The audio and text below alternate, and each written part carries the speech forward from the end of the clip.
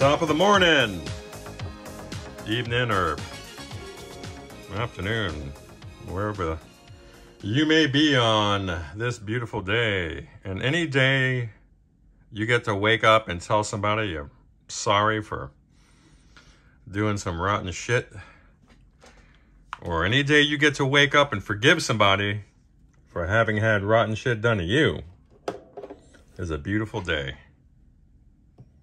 Look, I got a new spot for, this is where she used to be, he or she. It identifies as a damn fine desktop multimeter. What are we testing today? Mohammed. Whoop. You know what this is, buddy. This is your 1965 Fender Super Reverb, but she's got the heart of a 64, my friend. Let's see if this helps us. This lighting is not ideal. I'm going to plug this into a USB port and get this lousy camera mount going. See if we can get some light. So I have a crappy camera mount that I'm grateful for. Look, I say it's crappy. It just doesn't do everything I want it to do, and that's okay. Because I'm not being productive right now. But I would just like you guys to kind of see what I'm working on. And Mo, this is really for you. Let's see if we can get a good color temp here. It's going to kind of self-adjust. And that's the one I typically use right here. Let me brighten her up a little bit. Because it really gives probably one of the most accurate. Let me get some of this in here. Even though it's going to cast some shadows, I'm more concerned about illumination. Let's see. Okay, we're going to run with this. Okay. So my aim here is to give you an overview of the interior of your amp chassis. This is where all the stuff happens for us. You know, you guys are busy looking at the front of your amp. We're busy looking at the back and the inside, and that's kind of funny to think about. Sort of the proctologists of the electronics world, I guess. So let me find a suitable pointer without knocking into this thing. Let's see, we got black. Oh yeah, someone was really cool enough to, they got me a dozen of these, because the other one I gave it away to a dude.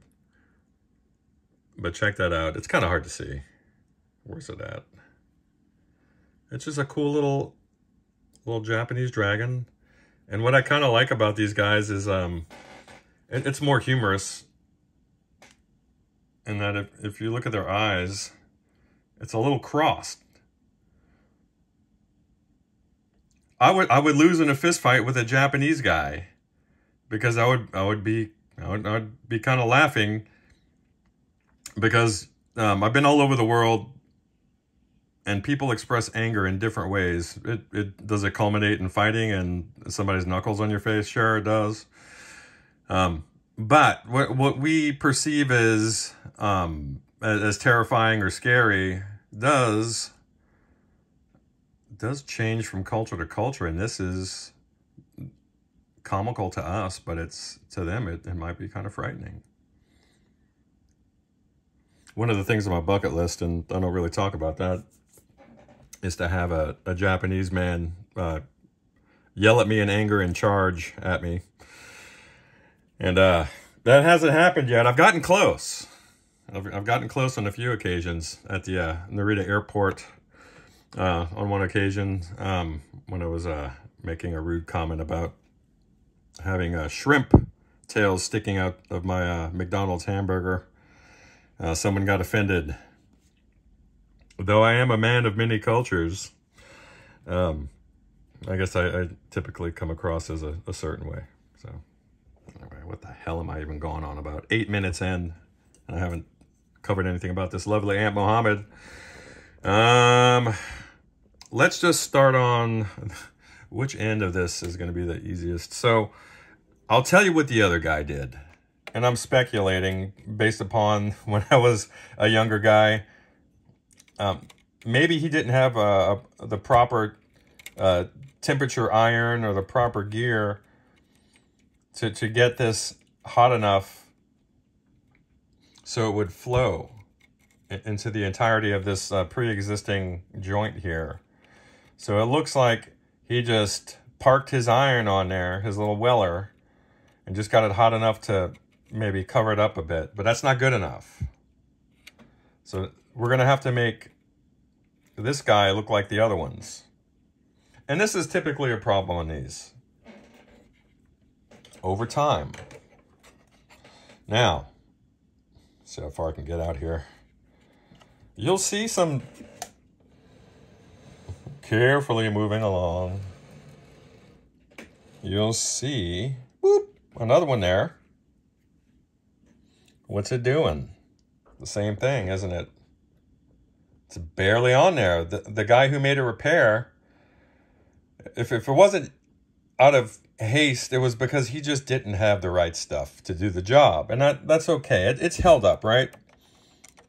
This guy right here is bulgy as well. And this whole board needs to be rebuilt. This is the board that sets your bias for the power tubes.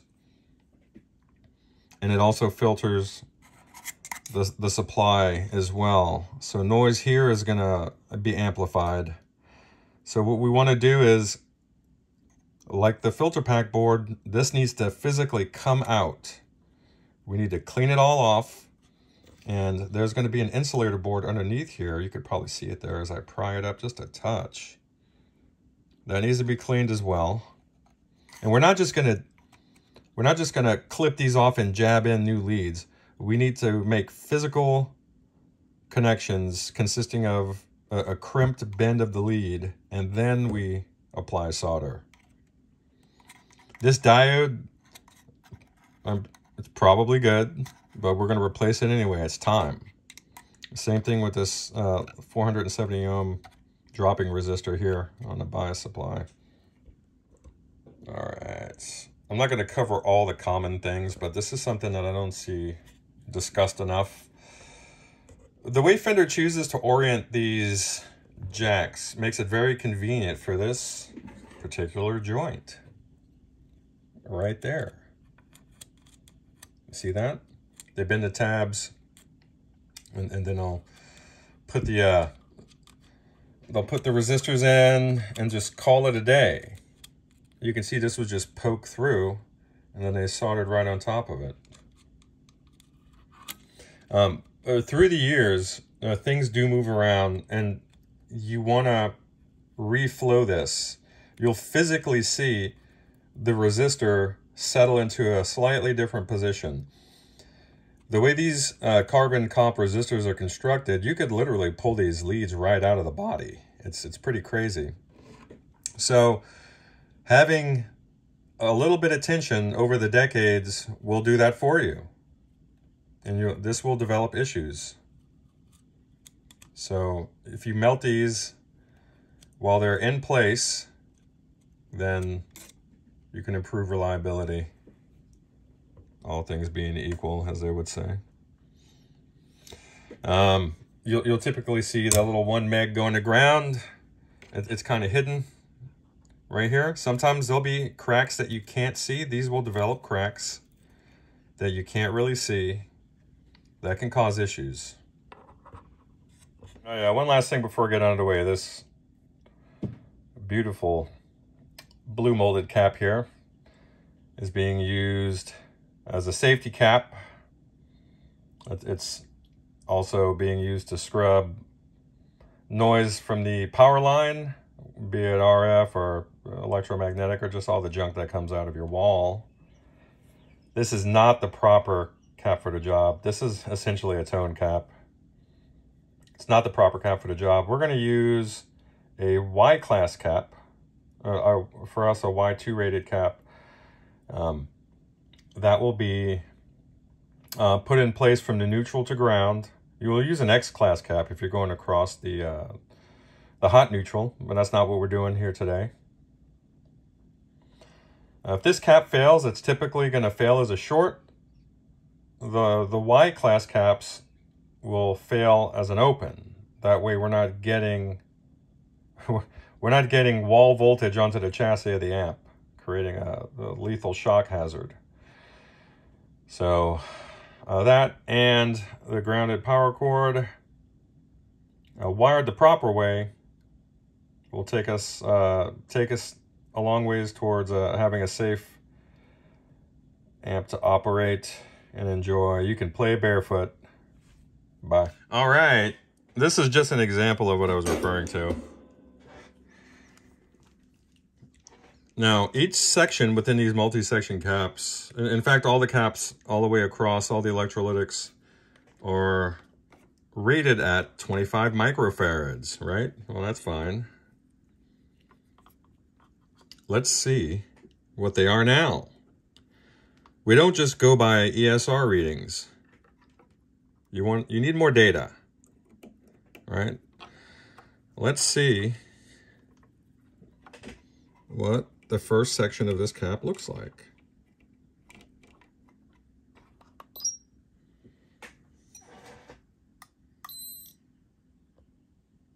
It's about 4 times the rated value. Instead of being 25 microfarads, it's now about 100. What about the other section? Check it out. 120 microfarads. Astonishing. This is why we changed these out.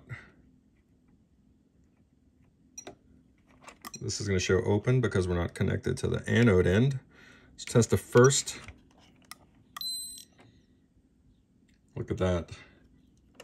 But the ESR looks fine. Yeah. Wow. They're all like that. I've gone through and I've measured them all, with the exception of the one on the oscillator circuit, which is crept up to 33 microfarads. Well, that's fine, but you're not going to get the responsiveness from the speed control. Once the cap's charged up, you will, I should say. But I like to put between 1 and 4, maybe 8 microfarads there instead of 25. You get a little more responsiveness from the speed control on the front panel that way. So that's it. You want to justify the expense of your work. It's supposed to be 25 microfarads plus 25. Bye.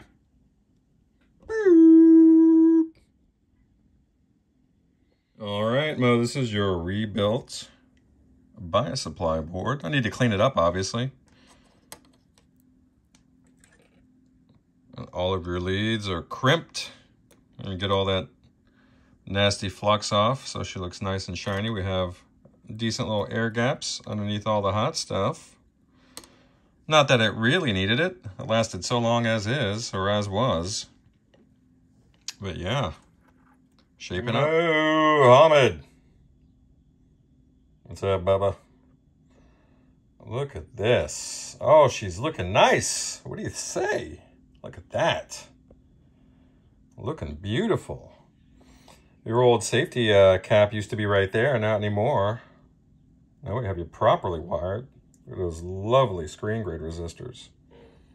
Your new noise suppression cap is right here, where I think it belongs. Right off the neutral, going to ground. And she's rated for the job. All your suspicious solder joints have been corrected. I corrected some lead dress here on the main circuit board. Man, she came out great. I'm so pumped about this. I have a little more cleaning to do. I like to get all the old crusticles at the factory left behind. Look at that nice little solder joint. Look how shiny. Oh my God, man. Makes me happy. I know you're probably in a sad place in life when this is the kind of stuff that gets you going. This is your properly wired power cord. Hot goes directly to the tip of the fuse holder there. And then your neutral wire goes over to the opposite side, the cold side of the power switch, which is where it meets up with the aforementioned Y-class cap. And then you're set, you know. You got your ground here. It's the longest wire of the bunch. Or at least, as theoretically speaking, it should be. Not always possible, as you can see here, but it's long enough. Soldered right near the input, or the entry. Let me get some other angles for you, and then we'll take it from there. Still have to do the power supply on the opposite end. And this is your sparkling clean bias board, replete with overrated rectifier, your dropping resistor, which is a nice 5 water, a low mass unit. That's both of those guys, since they do produce some heat while working. Have a little bit of an air gap, not really mandatory for this, but it's nice to have. And a beautiful Vichy filter cap for the supply. Always go back and forth. Should I bumper back down to 50 microfarads and then run a second node there on the pot? But noise is negligible as it is right now, so pretty happy with it. And what else can I show you from here? I guess that's about it. Again, I do have to address the power supply. All your, again, control panel bits have been reflowed or resoldered. I took the tension off of these guys, as I mentioned prior. All the funk has been removed from the interior, and she's back to beautiful, just like we like it. So, sorry for making you guys seasick with the camera work, but very happy with how she is progressing. We're going to clean all this stuff up too. Get these all nice and shiny so we have some nice ground contacts. Take it easy. Oh, here we go. We're pretty much done. Moment of truth. With a 400 hertz sine wave going through the input of your vibrato channel. See what she sounds like. No background noise now. Dead quiet. There we go. No more noisy pots. Right switch. Awesome. Treble. I like it. Middle. Bass.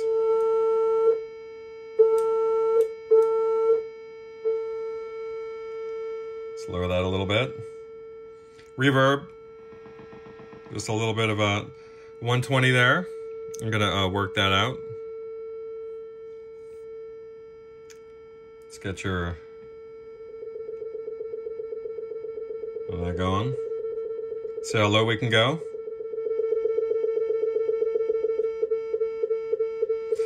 I did the old trick where you double the size of one of the caps in the oscillator circuit.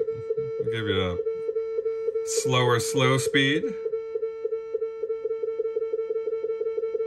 As you can get your machine gun speed there if you're in the mood for some Jimmy. But yeah, very nice.